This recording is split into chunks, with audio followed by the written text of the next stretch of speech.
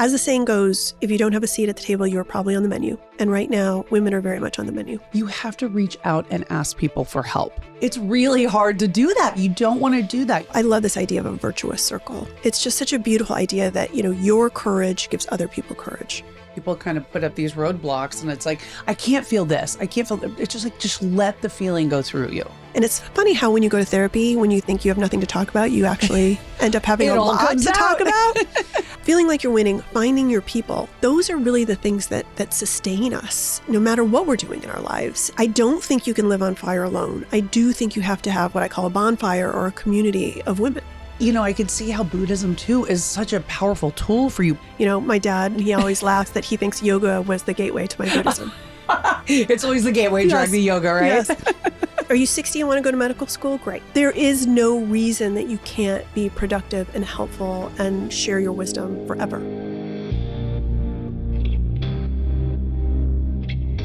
Today's guest is the definition of fired up, and she's proof that one woman's voice can become a national movement.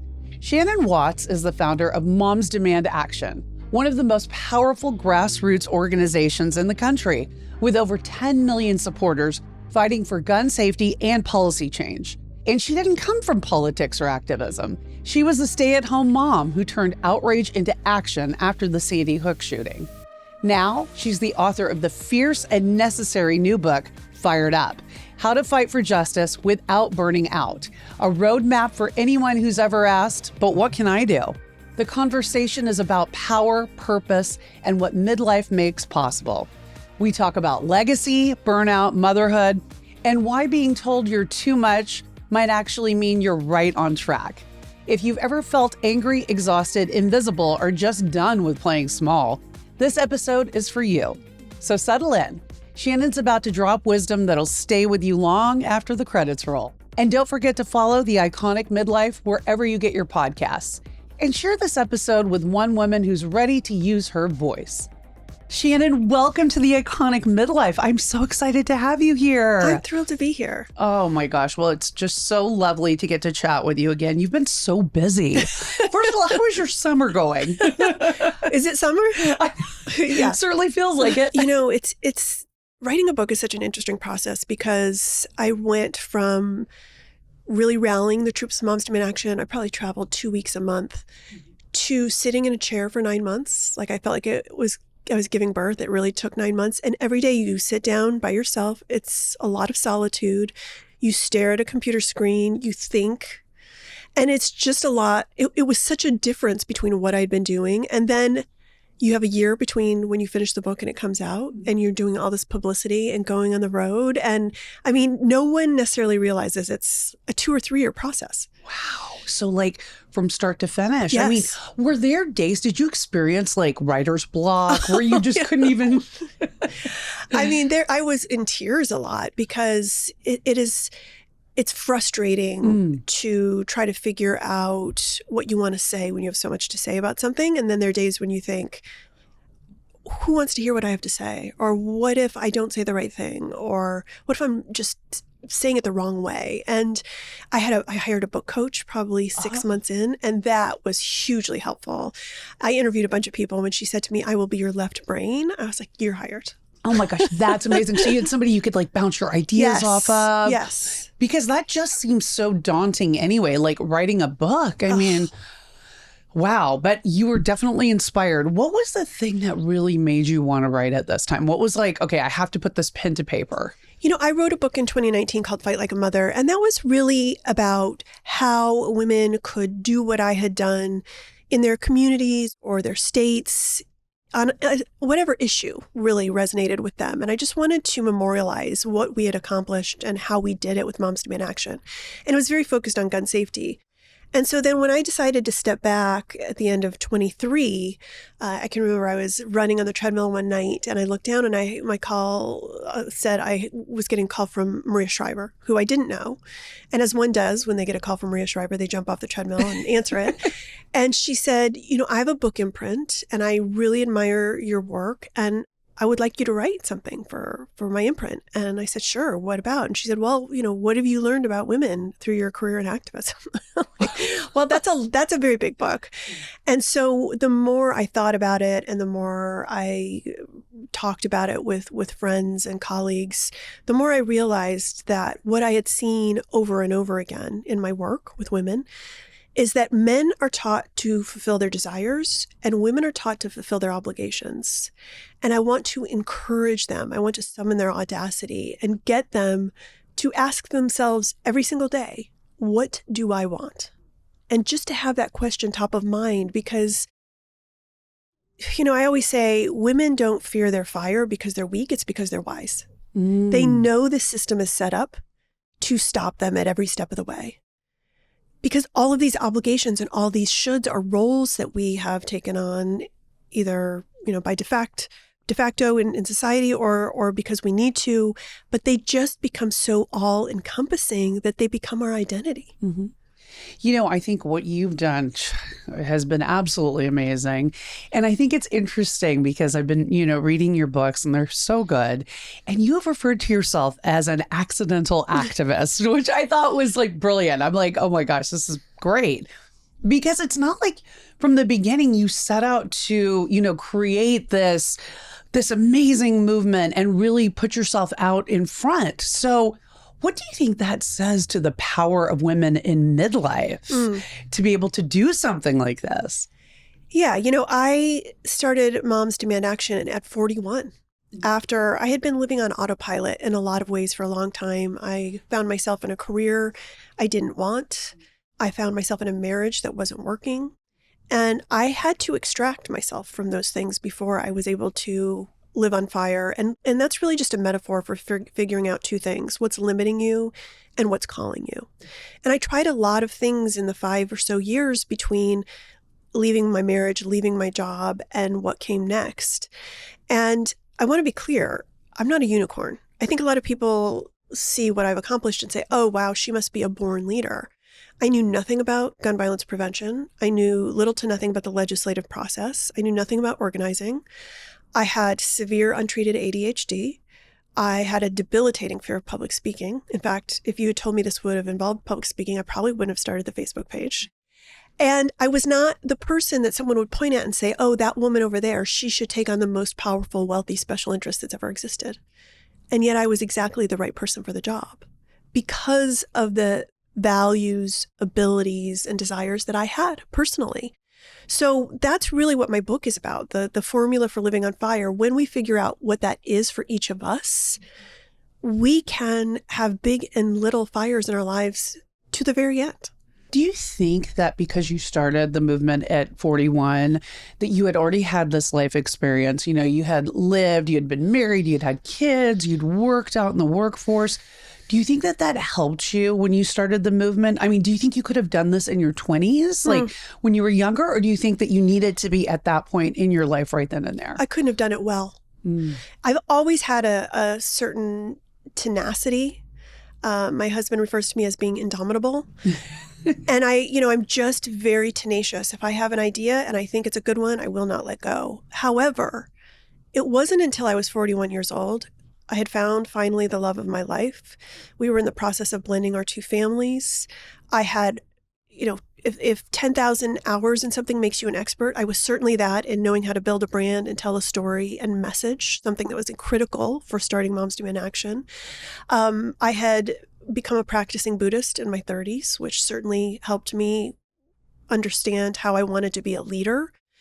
I had none of those skill sets. I wasn't incredibly emotionally mature, probably until I was in my 40s. And so could I have done it? Yes. Would it have imploded? Would it have been successful? Would it be something I was proud of? Probably not. That's a good point. I mean, do you think that, let's say there's a woman out there that's listening and she has a fire in her. She wants to do something, but she is holding herself back because she feels like it's too late. I'm too old. I'm too late. Like, I can't do this at this point in my life. What would you say to her?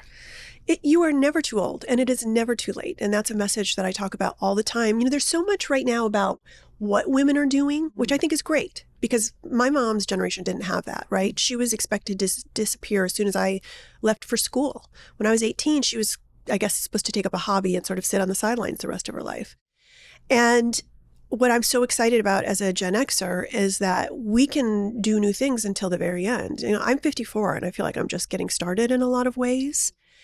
But what I think holds us back, and I've seen this so many times in my career, in my activism, is that women are brilliant and they have this very specific set of values and desires and abilities, and they don't act on them because I think the true fear is blowback, right? Blowback is going to come your way. Whether you do more in your life, whether you do less, if you're doing something differently, you will get blowback. Now, you may not get threats of death and sexual violence like I did when I started Moms Demand Action, but someone may make a snarky comment in a pickup line at your kid's school, or your mother-in-law might have something to say about something you missed or forgot. And women are so fearful because that blowback triggers in us the guilt and shame that either has been put us in by society or that we just intrinsically have as a reaction to not being good girls, right? And I call these extinguishers in my book. That might be perfectionism, a fear of failure, imposter syndrome, a desire to disappear, wanting to martyr yourself. There are all these things we do that sort of sabotage our desires and moving forward. And I interview over 70 women in this book, and it's so important to see that other women have gone through the fire, right? And come out the other side. And blowback is predictable. None of it is personal. And I also think your ability to live on fire is directly proportional to the amount of blowback you can endure.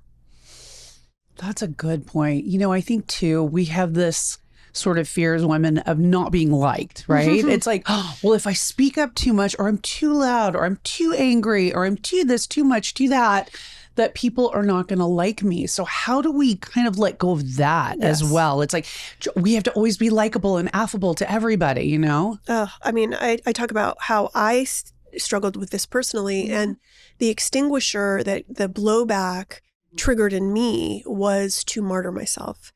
I did not take pay for 11 years of doing the hardest, busiest job I had ever had. You never took pay that whole time? I gave away all my book proceeds, my speaking proceeds. I didn't take a salary. And in the first few years, I can understand, like, I didn't want to be seen as a lobbyist. I wanted people to understand that I wasn't a gun violence survivor, but I was really committed to the cause. But meanwhile, you know, we were hiring staffers and other people, and they were getting paid very well. And I just couldn't get over this feeling of wanting people to believe that I was good and that if I took money, that meant I was bad. And I don't think that set a good example for other people, specifically other women. And so I talk about 3 ways in the book that you can relook at that blowback that makes you feel like maybe people don't think you're good or they don't like you. The first is to consider the source. We don't have to consider everyone's feedback as authentic or valuable or even real or true. You know, when I first started Moms Demand Action, I had all these people say to me, you're not the right person. It's already been done. You can't do it. And I decided early on that I would listen to my gut and I would decide what feedback I was going to take and what feedback I wouldn't. And when you stop making it so personal, it feels less dangerous. The other thing is to reframe those thoughts, right? We take that in and then we take it personally and then it triggers these extinguishers. I interview a meditation guru, Sharon Salzberg, in the book, a compassion expert, Kristen Neff, and they give very valuable ways about how do you reframe those thoughts so that you are kind and so that you are gentle and generous with yourself. And then the third thing is remembering that you're a role model. Other women, in particular your daughters, are watching you and how much blowback you can withstand and whether you're going to move forward with your brilliant ideas. And so when you are able to go through the messy middle, get to the other side, it's a virtuous circle. It's not just benefiting you, it's benefiting so many other women. That's the important thing too, because it's like you got to keep your mind focused on the end goal in that way, right? It's not just, it's like getting through that daily minutia, you know? So because you've experienced, you know, people making death threats, making sexual threats towards you, and just general, you know, blowback, how do you protect your peace? What is the secret, this lady? This is what everyone is, you know, really wanting to understand right now in the world that we live in. And I actually think that's why my book is so timely, because none of us can afford to sit on the sidelines. And that doesn't mean you have to start an organization. Doesn't even mean you need to be an activist. I think living on fire can be personal, political, professional, but we all need to bring our own abilities, values, and desires to the world. And I always see this work as, yes, a marathon, not a sprint, but also a relay race. You know, we don't have to do all of the work at once. And I'm using activism as an example, but if you think about like the women who were imprisoned and beaten and starved for fighting for the right for women to vote, they never saw the fruits of their labor. Never, because it took over 100 years for all women to have the right to vote. What they did was a true service to the generations that followed them, who could build on that foundation. And so if we think about this as something that we are obligated to do, especially in a democracy, also because we want to get to the end of our lives and know that we burned, we want to leave a legacy. I think that's a very loaded word, right? You think of someone who started a philanthropy or someone whose name is on the side of a hospital. It's not. It's just living a life that is authentic to you. And, you know, early days of Moms Demand Action, I can remember when I was getting all these threats. I called the local police department. They sent an officer out to my home in Indiana. And I told him what happened. And he said, well, that's what you get when you mess with the Second Amendment, ma'am. That was his response to you. Yeah. And I knew in that moment I had a choice. I was either going to back down or to double down.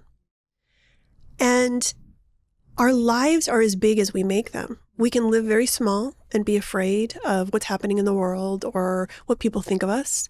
Or we can decide that we want to leave a legacy and that we want to leave it all on the field and that we're going to live big. Mm-hmm. So when you were getting those kinds of death threats and then the police officer said that kind of callous thing to you, did you ever stop like and kind of think about, oh gosh, like what if this affects my kids in any way? Like, was that ever something that held you back at some point or? Yeah, I mean, there were days, first of all, I was more overwhelmed than I've ever been in my life, right? It was like running a startup. And I had to fundraise and I had to do the social media and I had to manage all the volunteers and the volunteer leaders. And I mean, it was a lot after having been a stay-at-home mom for about 5 years. And, you know, the other piece of it was, as you said, the threats that were coming in constantly.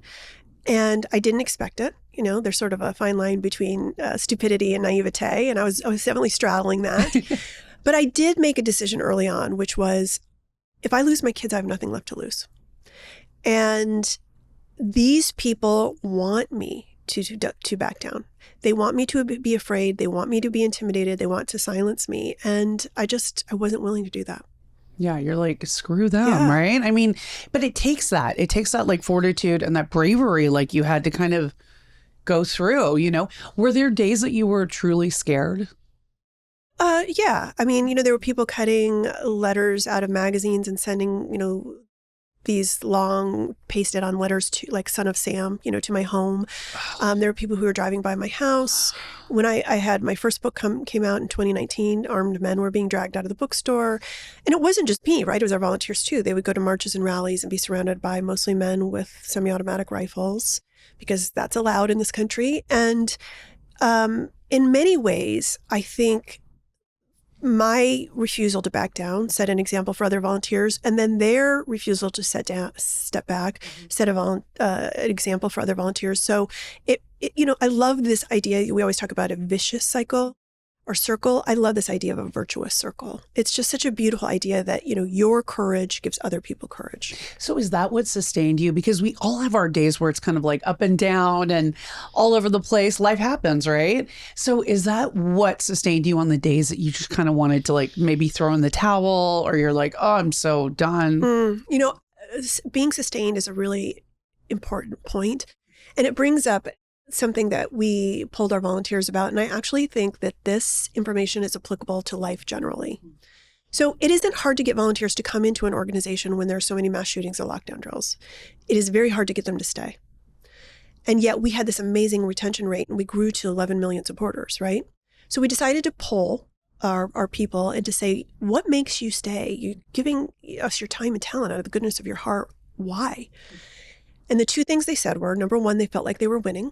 And when people feel like they're winning, when you tell them they're winning, when you explain how a loss is actually a win because you can win the next time, when you celebrate every win, no matter how big or small, people want to stick around. The second thing they said was that they found their people.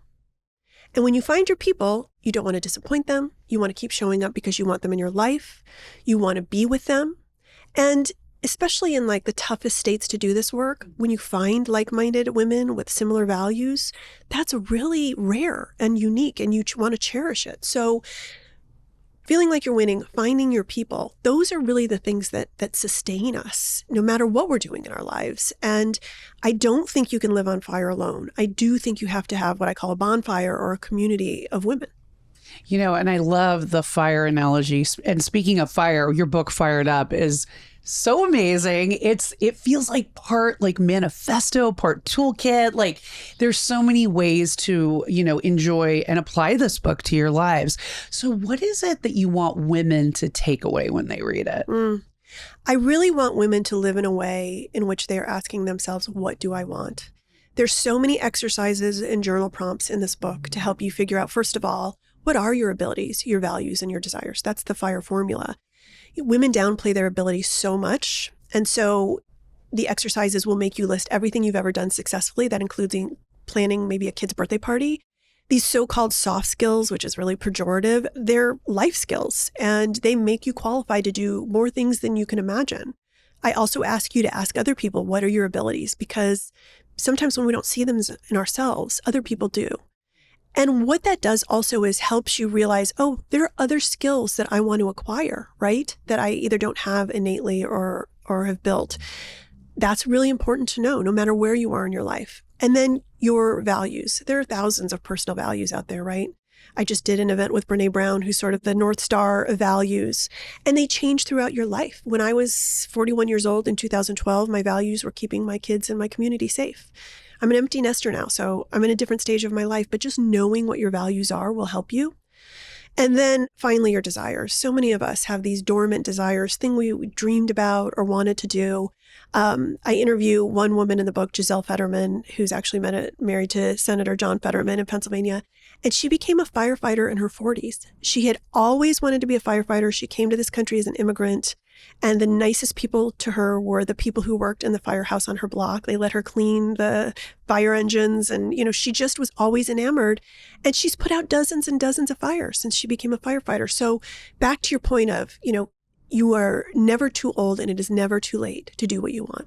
I love that, the formula you give about the fire triangle, like we were just saying, and it is comprised of those three elements. Yes. And so for a woman listening at home, if she literally has a piece of paper out in front of her right now, what are the questions she should be asking herself to find her fire triangle?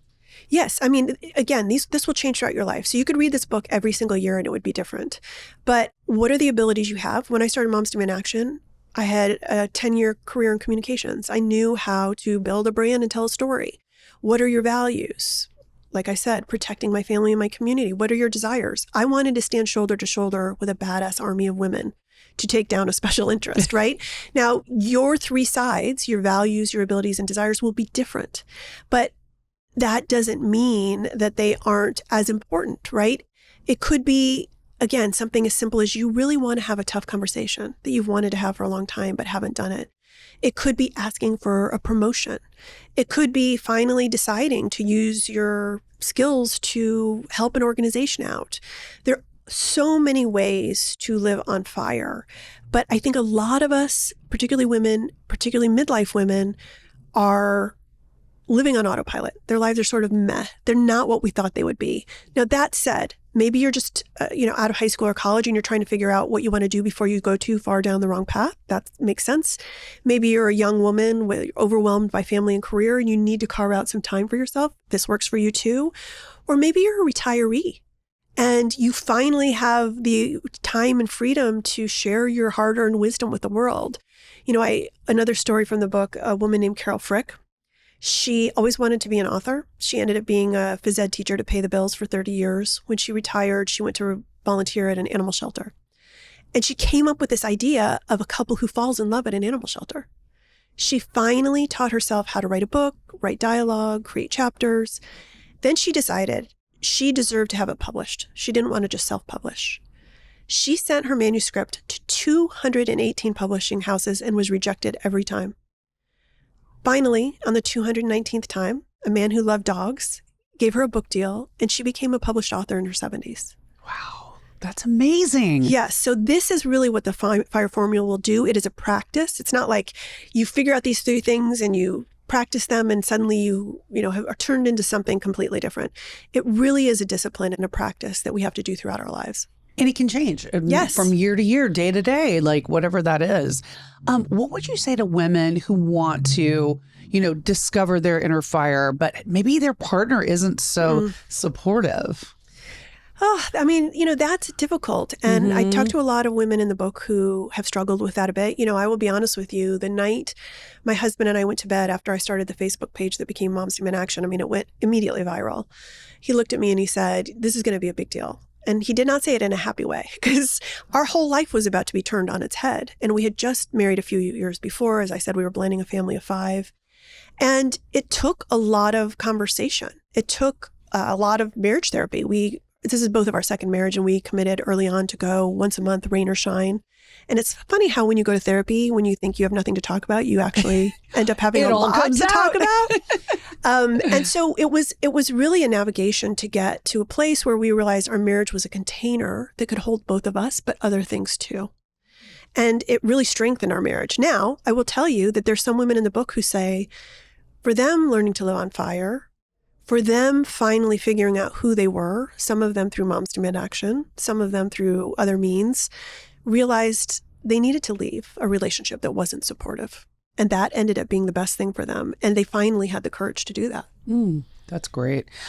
Was there ever a moment through this whole process, book writing, creating this amazing movement, that you ever wanted to throw in the towel and just be like, I want to just say goodbye to everybody today. Like, I'm done. Like, did you have moments like that? Oh, yes.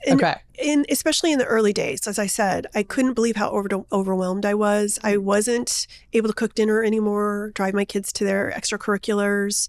I was traveling a ton.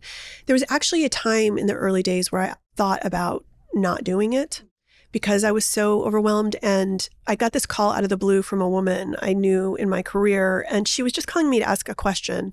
And I started crying. And she's like, "Tell me what's going on." And I said, "I don't know if I want to do this." It was apropos of nothing. Like, this was not a close friend. It was she just happened to call me. And she said something that unlocked something in me. She said, "You don't have to do this, Shannon. You don't." This semi-stranger gave me permission to not do it, which helped me realize I did. That once I had that emotional freedom to decide, I knew I wanted to do it. The other thing I will say is, and this is in part because of my Buddhism, I think, which is like, how do I manage my ego? And how do I make this work a practice to do that? And so in those early days, I thought to myself, okay, this is finite. I'm only going to do this for, I thought, a short amount of time. And I will ask myself each year if it is time for me to step back. And in those early years, it was no, of course not, because we're still kind of getting up and running. Then in the middle years, it was maybe, but then there would be a horrific tragedy or a piece of legislation I had to work on. And then finally, about 11 years in, I can remember standing in the Rose Garden. We had finally passed the first federal gun safety legislation in a generation. And I was watching President Biden sign it into law. And I had this inner voice that said to me, this is the bookend to your activism. Not Moms Demand Action, but your activism.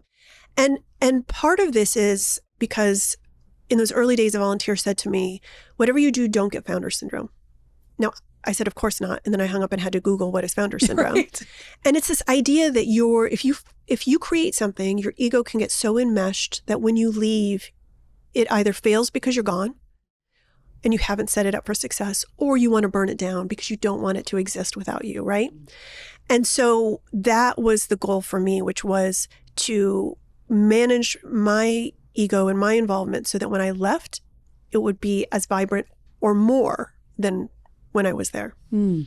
So now that you've stepped back from Moms Demand Action, what does this next chapter look like for you? Are you thinking more books? Are you thinking like getting involved in something else? Like where's your head right now for the next chapter? Well, what I love about stepping back from something, and I talk about this in the book, which is, you have to put your fires out in order to start new ones. And you really do need downtime in between. I didn't get a ton of downtime between Moms Demand Action, and then I immediately got involved in the campaign. I don't know if you remember, but I helped start the largest Zoom in history. We raised like $11 million in 2 hours for Kamala Harris. I didn't imagine I would do that.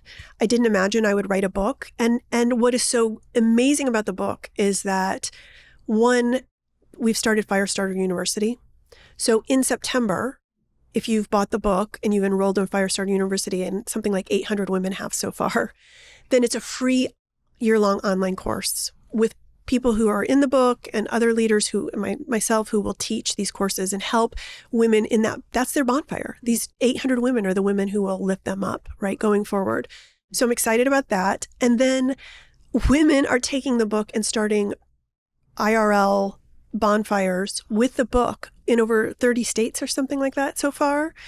And they're going to get together for personal, political, and professional empowerment. So I don't know. It'll be interesting. I am all about, I think what I realized when I stepped away from Moms Demand Action is, yes, obviously I will always be passionate about gun violence prevention, but the thread that runs through my life is summoning the audacity of other women. And I want to do that in any way I can. Yeah, that will never stop for you, right? I mean, you have this talent that you can mobilize people. Women. Right, exactly. Women. I'm not sure I'm so good at mobilizing men, but yes, women. That's a little like herding cats, honestly. Right, exactly. But like, where does that come from? Because it's really, you have the language. Not even every woman has that, It's like this ability to kind of, get women so fired up. I have been a lifelong feminist. I mean, I have this memory of being 9 years old, and my dad bought me a T-shirt that said, this is 1979, 1980. My dad bought me a T-shirt that said, "Girls can do anything boys can do." And the thought I had was not, "Oh yeah, that's right. Thanks for this is so true." The thought I had was, holy crap, people don't think women can do the same thing men can? I didn't know until that moment that was a thing in society.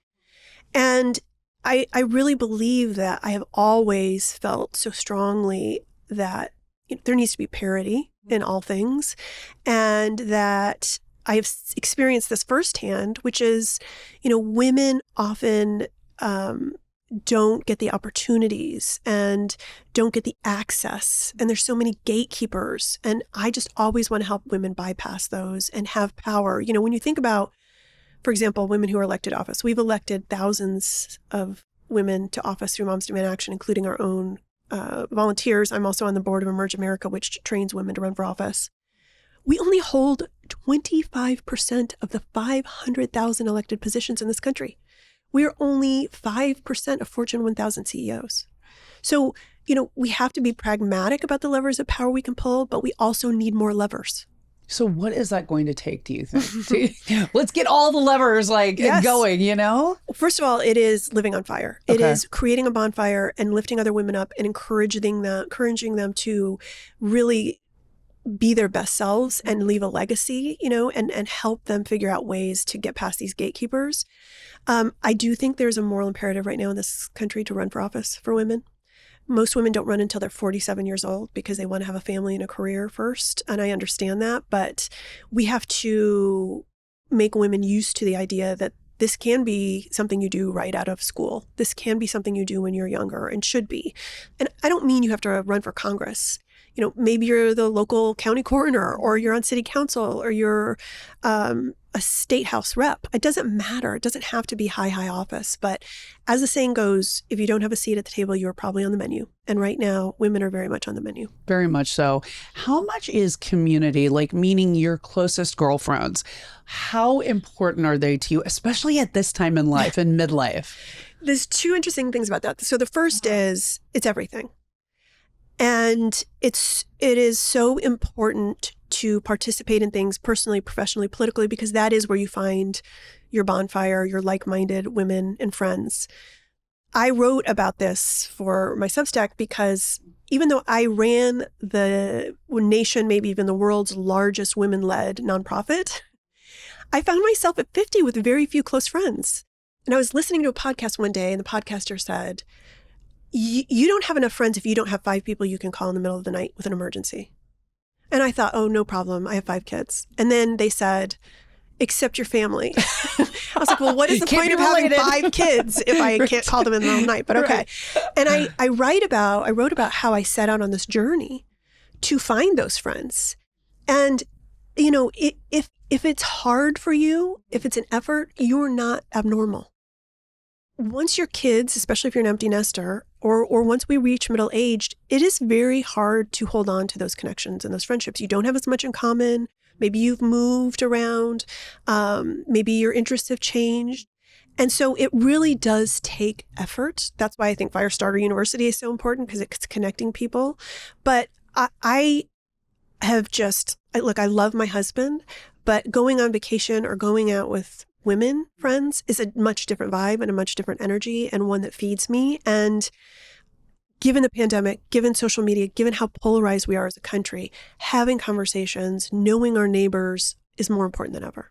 100%. And I also think it's so important for women. I was actually talking to one of my best friends about this, is that you have to reach out and ask people for help. And for some reason, I know a lot of times with women, and I am in that same boat, it's really hard to do that. You don't want to do that. You don't want to like put yourself out there or feel like you're a burden. But like, if, you know, people are your friends and you want this community, you have to reach out to people. Yes. Would you agree with that? Yes. And there's a whole chapter in Fired Up about the kinds of support that we all need. You know, some of it's physical, some of it's mental. How do you get that support? How do you leverage that support and use that support? I mean, we have become so hyper individual in this nation. And there is something to be said, you know, about it takes a village. And it does. It takes a village to live on fire. It takes a village to have a democracy. It takes a village to know who you are and what you want and to raise kids. I mean, it's such an important part of life that I feel like has been so denigrated. And that doesn't mean, you know, we can't get it back. It's on all of us to work together to try to do that. Yeah, it is. You're right. Curious, what made you want to turn Buddhist? I love that. I mean, it's so peaceful. And I was raised in a very strict Catholic family. My dad was in the seminary for 10 years to be a priest before he dropped out. And, you know, Sunday school and Catholic school and the whole thing. And for me, it always felt like leaning into suffering, like you had to suffer in order to be good. And that caused me a lot of anxiety. And it didn't really feel like a rule book for how to live. And the more I learned and studied Buddhism, the more it felt like understanding there was suffering, but we could minimize it. And everything from right speech to right action, it just felt like a way to live while we're here on earth instead of preparing for, you know, trying to get to heaven. Mm-hmm. And it just spoke to me. And I'm just so grateful for it all the time, because it does shape who I am and how I behave and interact with other people. And, you know, my dad, as you can imagine, isn't thrilled. And he always laughs that he thinks yoga was the gateway to my Buddhism. It's always the gateway drug, the yoga, right? Yes. No, but that's, you know, I could see how Buddhism too is such a powerful tool for you, probably, particularly because of what you were seeing and dealing with. Meditation. Right? Meditation, you have to, because when you turn on the TV and you see these images, you know, it's so heart-wrenching, you know? I mean, so I can imagine that was a very powerful, helpful tool for you. Yeah, we're all victims of vicarious trauma in America. You know, whether we're gun violence survivors or not, you know, we're all, 1 in 3 of us have been impacted by gun violence, but we're always seeing it. So I do think meditation is an important tool for that. But the other thing that is important to me about meditation is that white space we were talking about earlier. We have so little time to think. I talk in the book about, along with a fire metaphor, a controlled burn. You know, a controlled burn in real life is like this prescribed fire. It's medicine. It keeps wildfires in check. We can do those in our own life. And I talk about women who have done something as small as put away their phones for a certain period of time or stopped watching Netflix, to as big as not drinking anymore, or getting rid of all the clothes that are holding them to this unrealistic standard of how much they should weigh in their closet, right? These controlled burns that we do to free up time to set boundaries. And meditation for me is part of that. Maybe it's not for you, but anyone can do a controlled burn to figure out, how do I have more time and space to think about my values, abilities, and desires, and to pursue them? And then when you're truly unplugging, how do you do self-care? Like, what does that look like for you? You know? I think self-care has become such a weird phrase, right? People see it as such a commodified thing now. Like, there's all this talk about faux self-care. And I don't mean something you have to invest in. You know, I'm talking about things that truly bring you peace and joy. Now, does a nightly bubble bath do that for me? Yeah, it does. I take a bubble bath every night. But does activism do that for me too, to help other people? Absolutely. So I think we all have to figure out what our form of self-care is, and we all have to engage in it right now. Because when I started Moms Demand Action, we decided to have this annual meeting where we got together all of our volunteers. It started out very small and grew into thousands of people.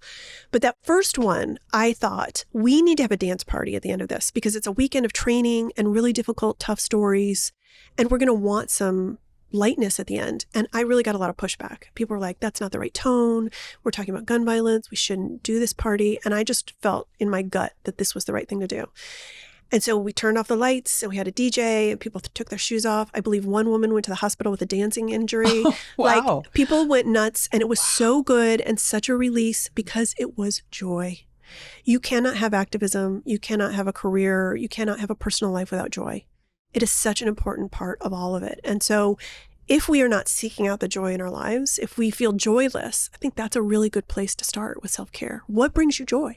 That's a good point. That's a good point. I think there's a lot of guilt too with women, you know? Guilt and shame. I can't be joyous. I have to, be serious. I can't allow myself to have it. Like, what, like, how do we let go of that, And that's really what this is about, right? What are the things that are triggering you? And maybe you're behaving in the ways I talked to you earlier about the extinguishers. Sometimes we do those things to ourselves and we don't even know. I talked to a woman in the book who constantly was self-sabotaging. Every time she started a new career, she would find a way to sabotage. She even became a bike racer and realized she was slowing down and letting other people win. Oh my gosh. And I think sometimes we do these things subconsciously because we don't want to feel guilt and shame. And so we have to recognize that we are feeling it, that is making us act a certain way, and then kind of journal about it, recognize it, capture it, think about it, ask other people who see it in us, right? That's where the bonfire is so helpful. It's a process. Mm-hmm. You have to let it kind of pass through you, you know? Because I feel like that's another thing. People kind of put up these roadblocks and it's like, I can't feel this. I can't feel it. It's just like, just let the feeling go through you. Yes. So it's interesting. I want to know what you think about legacy and what do you want your legacy to be? As we were saying, this idea of it's just something that means you lived a life authentic to you. In fact, the number one deathbed regret in the world is that I did not live authentically. And what's interesting is when I wrote this book, I interviewed, as I said, over 70 women. Guess what they told me? And most of them were moms. Guess what? When I asked them, what are you afraid your deathbed regret will be? What do you think they said? Not spending enough time with their kids. Is that it? Spending too much time with their kids? Yeah, that's our current regret. Right. Their deathbed regret was that they would spend too much time pursuing what they wanted at the expense of their children. Wow. Right? Wow. And I interview psychologists and experts, and they all say the same thing.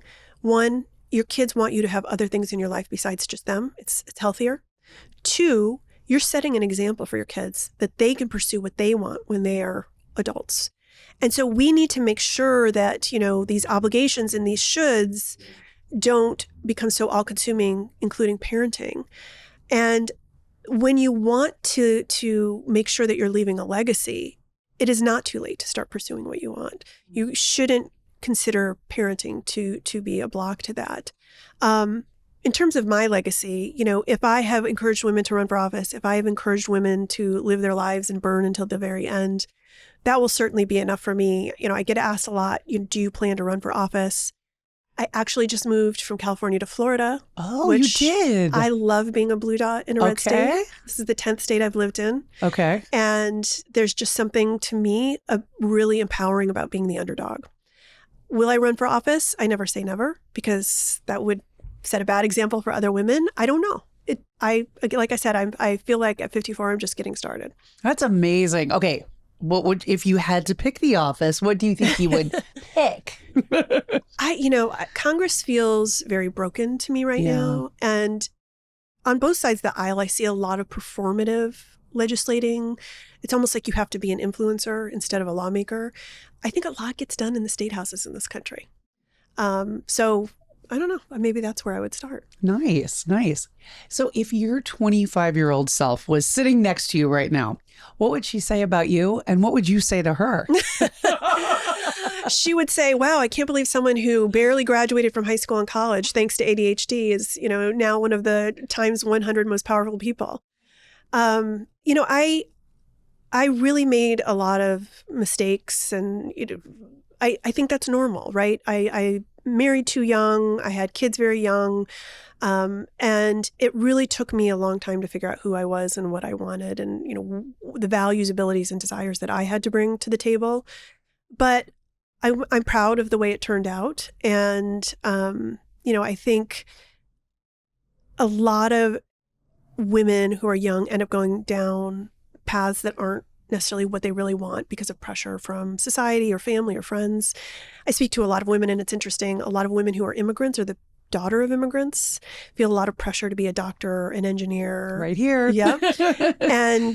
And that's not what they want. And they spend so much time going after that, only to realize they went down the wrong path for a long time. So I would love to prevent other women from doing the same. Yeah, and really follow their heart, Yes. right? Like the fire that's Yes. in them, Do you have any regrets? Is there anything you'd take back? When you look at your life and the way it unfolded, some of it just seems like I had to go through that fire in order to kind of get to where I am. So I don't think I have any regrets, except that, maybe I should have waited to marry until my brain was fully developed. But I'm so grateful for the kids that I have. Yeah, that's true. It is. Sometimes I look back and I'm like, should I have dated that guy in high school or college? I'm like, But maybe that helped you the next maybe it did. relationship. It was a learning Yes. experience, right? So how are you living iconically now? Or when was the last time you felt iconic?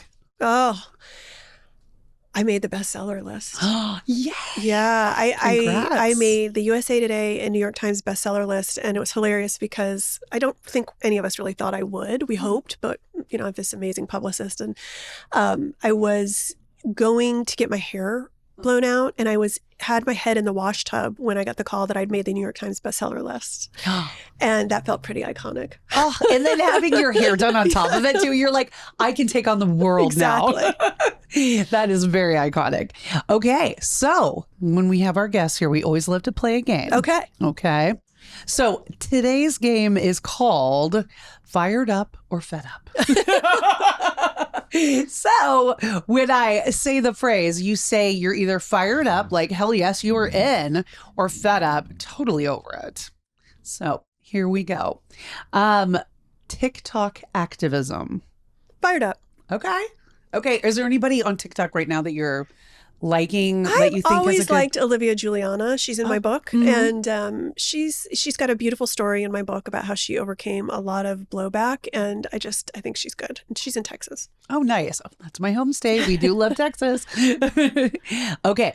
Women being called too emotional. Oh, fed up. Yeah. Fed up. That's Done with that, yeah. right? I mean, let's look at the men in charge right now. Right. I know. Oh my gosh. It's like a roller coaster, isn't it? The phrase having it all. Fired up. I still think you can. You do? I do. Okay. And maybe not all at once, but during your life. Let's say you're a working mom, you've got all these different plates, spinning. How do you do that? Like, is it a balance always, or do you feel out of balance? I think it's a prioritization. Okay. And I don't subscribe to lean in. I'm not talking about that. I think more of what I mean is, let's not limit women's aspirations, because when we do, they end up with all these obligations, right? So they decide they can't have it all. What can they have? They can have all the shoulds that they've been told they should do. What I mean by having it all, I think, is the time and space to also pursue those things that really make you feel alive. Yeah, very important. Because then you're better in Yes. every role in your life, right? Yes. You Better- can't have it all means what? Does Right. that mean that you have to do the things that society expects you to do only? Mm. Do we ever ask, can men have it all? No, never. Because they have it all. They have it all. They do it all. They do whatever they want. And they find people to help them do it. Yes. And they don't feel guilt about it. I'm fed up about the question. Yeah, me too. That's a good point. We don't like this question. Okay. The PTA. Ooh, fired up. Okay. Were you a member of the PTA? Never, but I will tell you, this is so interesting you asked this because I interview a woman in the book who became the first or maybe the second Black woman ever to be in charge of the PTA. She didn't even, I don't think she graduated from high school, and she definitely didn't go to college, but she worked her way up through the school system because her kid had learning disability. And she became such a force of nature that she was put on the PTA. The national PTA. Wow, that's Yes. amazing. Yeah. So fired up about the PTA. Yeah, into it. Yeah. Congress. Fed up. Fed up. If you could change anything about Congress, what would you do? I would make it all women, maybe one man. Yeah. He could have one man. Just the token man, Yeah, you know? yeah. For sure. I know. I feel like we'd get a lot more done. So Right? we need all Lauren Underwoods from Illinois. Right. Absolutely. Perimenopause. Fired up Uh-huh. about talking about it, fed up with the symptoms. Right. Oh, well, the last time we chatted, you were doing HRT. Yes. How do you feel about that? Oh my gosh. I mean, was a life changer. I've been on it now for maybe 5 years. Okay. Also, I just had a DEXA scan. Oh. I have the bones of a 20-year-old, and I think it's because of HRT. I have no bone loss whatsoever, and all the fog of perimenopause is Right. gone. I do HRT, including testosterone, so I do a little bit of testosterone every day. My sleep is better. I have a ton of energy. I'm building muscle mass. Fired up. Nice. Did it take a while to get the right dosage down, or was it pretty It's quick? Even from the very beginning, I felt better, but Right. we've tweaked it along the way. Okay. What I'm fed up about is it's not easily accessible or very affordable. Right. It's expensive, Yes. isn't it? Yes. So how do we got to change the laws again, right? I firmly believe we need an organization that organizes women around menopause, because all this money that was allocated under Biden is being stripped out. And there was so much that was going to go into perimenopause and menopausal research and care. And the fact that there's still black boxes on estrogen and women can't get testosterone, even though it's given, like, I think when you turn 60 and you're a man, someone shows up at your door and just gives you a shot in the ass. Right. Right. Just turn around and turn around. yeah. You need your testosterone, sir. Yeah. And yet women have to beg and fight for something that protects our heart and our brain and our bones. So I'm fed up with that. Yeah, that's a good point. We need to change that Yes. because that's bullshit. Gun reform in our lifetime. Look, we passed 500 good gun laws, including the first federal legislation. We elected thousands of gun sense candidates to office. We changed the culture. When I started Moms Demand Action, a quarter of all Democrats in Congress had an A rating from the NRA. Today, none do. So seismic shift in American politics. What we did not account for were all these extremist groups popping up in the wake of the NRA. Like, we definitely destroyed the NRA's power, but we are just in a moment of polarization and extremism, and I'm not sure which way we will go. But what I've seen is the blue states get bluer on guns and the red states get redder. So we'll see. But even regardless of whether this happens in my lifetime, we still have to keep fighting for it because it's the number one killer of kids. It's so terrible that it's still that way. Being underestimated. Oh, fed up. Mm-hmm. You know, I just, I can't believe we're in 2025 still and fighting some of these battles where women are underestimated. But I do think we're making huge progress. We shouldn't lose sight of that, but we definitely aren't where we need to be. Yeah. Saying no without explaining. Fired yourself. up. No is a full sentence. Right. I don't know who said that, but it is true, you know, and I think women are often afraid to say no. And there's a lot of power in saying no. We feel like we have to justify it if we do. Yes. And it's like you're saying, no is a complete sentence. Yes. That's it. That's all you have to say. Women running for office in midlife. As you know, very fired up. I think women think that the people who sit in office are rocket scientists, and I can tell you most of them are not. You know, they just happen to fall into this. And if you are kind and compassionate and concerned, you would make a wonderful elected official. And so we just need more women of all ages to decide that they're going to take on an office and run for it. Mm-hmm. The idea that you need to stay in your lane. Fed up, obviously. Yes. Done with that. Quiet luxury. Quiet luxury. Interesting. I think fired up. I don't love stuff with big logos. I can't imagine ever having a Birkin bag. Can you? Right. No. I just, like, something sitting next to you worth like $50,000. I'd be too nervous to take it out. I'd be nervous, right? but also I find that to be obnoxious. Right. I think there's better ways to spend your money Yes, too, yes. like for that amount of money. Yes. Yeah. There's like a million other things. Instagram comment sections. Fed up. I mean, it is getting to be like Twitter out there. Right. Yeah. It's getting real dark out there, isn't it? Yeah. I just, I have so many conflicted feelings about social media, and I reassess how I feel about it all the time. It doesn't make me feel great mentally when all that stuff happens, when people get in dust ups, and it's so easy to argue with someone who's anonymous or you can't see them. I don't think that's great for society. Do you try to keep yourself out of the comment section? It's so funny that you asked this because as I was in an Uber on my way here, Dumois posted someone, an actress who was smoking a cigarette, and said how cool she looked. And I never made comments, and I wrote, "Oh, all 4 of my grandparents died from smoking. So cool." And then immediately the incoming started. And I was like, why did I post that? Why? Because you had to. You had to. You felt it. Just makes me you know? so mad to glamorize smoking. I know. It's definitely, there's no benefit at all with smoking. It's Listen actually, to that, kids. it's real bad for you. Yeah, really bad. Do you read the comments on your own posts or no? Always. Oh, you do? Yes. And I don't tolerate insults or everybody gets blocked and deleted who's rude or mean. That's good. You like to keep it positive and yes, that's good. Keep the negative out for sure. Hope as a strategy. Fired up. You have 2 choices every morning. Are you going to be hopeful or are you going to feel hopeless? And what I have seen is that hopelessness or helplessness is cynicism, and it's an excuse for inaction. You know things are bad, but you decide not to do anything about it anyway. Hope is knowing things are not great and realizing that it can get better if you make a difference, if you get involved or other people get involved. And there's an activist, Miriam Kakabe, who says hope is a discipline. And I think that's true. Yeah, and it's something you have to purposefully choose every day, right? It doesn't just come natural. You got to cultivate it. You got to cultivate it. Exactly. Gen Z changemakers. Fired up. I mean, look, I think what I have learned about the younger generation is that they hate incrementalism. And that's great because they push against the older generation. But also, I think Gen Z needs to learn, and they will as they get older, because we're all young once and then we get older. But like, the system isn't set up for wholesale overnight change. I wish it was. I would have spent my last decade doing something else.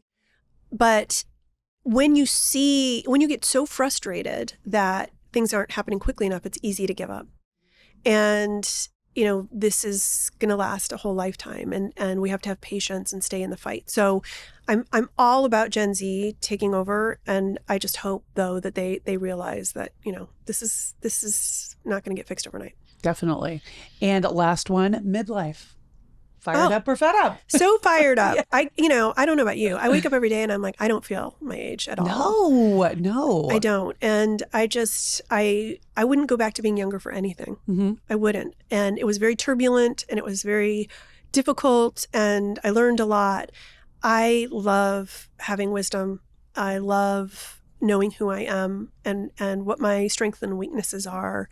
And I love being 54. Yeah, it's great. There's such power with like age and life experience, right? Don't be scared, guys. It's really not bad. It's great, actually, right? You know yourself, you know your identity. You don't give a fuck as much, And, from what I'm seeing online, the facelifts are better than ever. Yes. Oh my God. I mean, amazing. Amazing. Like, it's never better to live. If you want a facelift, you've never lived in a better time. I want what Lindsay Lohan is having, what Kris Jenner's having, like all of it, So for the ladies listening at home, are there 3 like maybe top things that you would advise them to do to, start living passionately and, really taking hold of their fire? Obviously, get fired up, because I think the book is a really helpful way to help you figure out, like, where am I right now and where do I want to be? Find your people and start practicing this in real life with those other people.